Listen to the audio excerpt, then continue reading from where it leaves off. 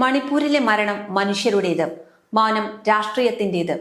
മനുഷ്യാവകാശത്തിന് രാഷ്ട്രീയ നിറമുണ്ട്. മണിപ്പൂരിൽ വീണ്ടും മരണങ്ങൾ. മണിപ്പൂരിൽ വീണ്ടും മൃതദേഹങ്ങൾ കണ്ടെത്തപ്പെടുന്നു. വീണ്ടും കുടുംബങ്ങൾ കരയുന്നു. വീണ്ടും ഗോത്രവിഭാഗങ്ങൾ തമ്മിലുള്ള സംഘർഷം രൂക്ഷമാകുന്നു. പക്ഷെ ഒരു ചോദ്യം മാത്രം ബാക്കി നിൽക്കുന്നു. മരിക്കുന്നവരുടെ പേര് മാറുമ്പോൾ കേരളത്തിലെ രാഷ്ട്രീയത്തിന്റെ ശബ്ദവും മാറുന്നുണ്ടോ?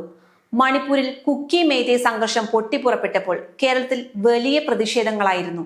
വാർത്താ ചർച്ചകൾ, ഹർത്താൽ സമാന പ്രതിഷേധങ്ങൾ, രാഷ്ട്രീയ പ്രസ്താവനകൾ, മനുഷ്യാവകാശ സംവാദങ്ങൾ, സഭാ നേതൃത്വത്തിന്റെ പ്രതികരണങ്ങൾ, സോഷ്യൽ മീഡിയയിലെ വികാര പ്രകടനങ്ങൾ എല്ലാം ഉണ്ടായിരുന്നു. പക്ഷെ ഇന്ന് 6 നാഗപുരുഷന്മാരുടെ മൃതദേഹങ്ങൾ കണ്ടെത്തിയിരിക്കുന്നു. 2 പാസ്റ്റർമാർ വരെ കൊല്ലപ്പെട്ടവരിൽ ഉൾപ്പെട്ടിട്ടുണ്ടെന്നാണ് റിപ്പോർട്ടുകൾ. വീടുകൾ കത്തിക്കപ്പെടുന്നു, ജനങ്ങൾ ആക്രമിക്കപ്പെടുന്നു, ക്രൈസ്തവ ഗോത്ര വിഭാഗങ്ങൾ തമ്മിൽ രക്തച്ചൊരിച്ചിൽ നടക്കുന്നു. എന്നിട്ടും കേരളത്തിൽ വലിയൊരു നിശബ്ദതയാണ് കാണുന്നത്. എന്തുകൊണ്ട്? ഇത് ചോദിക്കാൻ പാടില്ലാത്ത ചോദ്യമാണോ? അല്ല, ഇത് ചോദിക്കേണ്ട ചോദ്യമാണ്. കാരണം മനുഷ്യാവകാശങ്ങൾക്ക് രാഷ്ട്രീയ നിറം ഉണ്ടാകാൻ പാടില്ല. ഇടതുപക്ഷത്തോട് ചോദിക്കട്ടെ, മണിപ്പൂരിനെ കുറിച്ച് ഇത്രയും കാലം ശക്തമായി സംസാരിച്ച നിങ്ങൾ ഇന്ന് എവിടെയാണ്? മനുഷ്യ ജീവിതങ്ങളുടെ മൂല്യം ഇരകളുടെ രാഷ്ട്രീയ പശ്ചാത്തലം നോക്കി മാറുമോ? അല്ലെങ്കിൽ കേന്ദ്ര സർക്കാരിന് വിമർശിക്കാൻ കഴിയുന്ന വിഷയങ്ങളിൽ മാത്രം നിങ്ങളുടെ ശബ്ദം ഉയരുന്നുണ്ടോ? UDF-നോടും ചോദിക്കട്ടെ, മണിപ്പൂരിലെ ദുരന്തം ഒരു കാലത്ത് വലിയ രാഷ്ട്രീയ വിഷയമായിരുന്നു. ഇന്ന് എന്തുകൊണ്ട് അതേ അടിയന്തരത കാണിക്കുന്നില്ല? ക്രൈസ്തവ സമൂഹത്തിന്റെ വേദനയെക്കുറിച്ച് സംസാരിക്കുമ്പോൾ അത് തിരഞ്ഞെടുക്കപ്പെട്ട സംഭവങ്ങൾക്ക് മാത്രമാണോ ബാധകം? സഭാ നേതൃത്വത്തോടും ഒരു ചോദ്യം. മനുഷ്യജീവൻ നഷ്ടമാകുമ്പോൾ ഇരയുടെ ഗോത്രം നോക്കിയാണോ പ്രതികരണം തീരുമാനിക്കുന്നത്? കുക്കി ആയാലും നാഗ ആയാലും അവർ ക്രൈസ്തവർ തന്നെയല്ലേ? അവരുടെ കുടുംബങ്ങളുടെ കണ്ണുനീർ വ്യത്യസ്തമാണ്.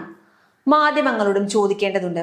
ചില വാർത്തകൾ ദേശീയ തലക്കെട്ടാകുന്നു, ചില വാർത്തകൾ ചെറിയ കോളങ്ങളിൽ ഒതുങ്ങുന്നു, ചില മരണങ്ങൾ ദിവസങ്ങളോളം ചർച്ചയാകുന്നു, ചില മരണങ്ങൾ ഒരു ദിവസത്തിനുള്ളിൽ മറക്കപ്പെടുന്നു. ഇത് വാർത്തയുടെ പ്രാധാന്യത്തിന്റെ പ്രശ്നമാണോ, അല്ലെങ്കിൽ രാഷ്ട്രീയ സൗകര്യത്തിന്റെ പ്രശ്നമാണോ? സത്യത്തിൽ ഇന്ന് ഏറ്റവും വലിയ പരാജയം രാഷ്ട്രീയത്തിൻ്റെതാണ്. ഇടതുപക്ഷമോ വലതുപക്ഷമോ കോൺഗ്രസോ അല്ല. മനുഷ്യവേദനയെ പോലും രാഷ്ട്രീയ ലാഭനഷ്ടങ്ങളുടെ കണ്ണാടിയിലൂടെ കാണുന്ന മുഴുവൻ രാഷ്ട്രീയ സംവിധാനത്തിന്റെയും പരാജയം. മണിപ്പൂരിൽ മരിക്കുന്നത് നാഗരല്ല, കുക്കികളല്ല, മെയ്തൈകളല്ല, മനുഷ്യരാണ്. ഒരമ്മയുടെ മകനാണ്, ഒരു ഭാര്യയുടെ ഭർത്താവാണ്, ഒരു കുട്ടിയുടെ അച്ഛനാണ്. അവരുടെ രക്തത്തിന് പാർട്ടി നിറമില്ല, അവരുടെ കണ്ണീരിന് മതത്തിന്റെ നിറമില്ല.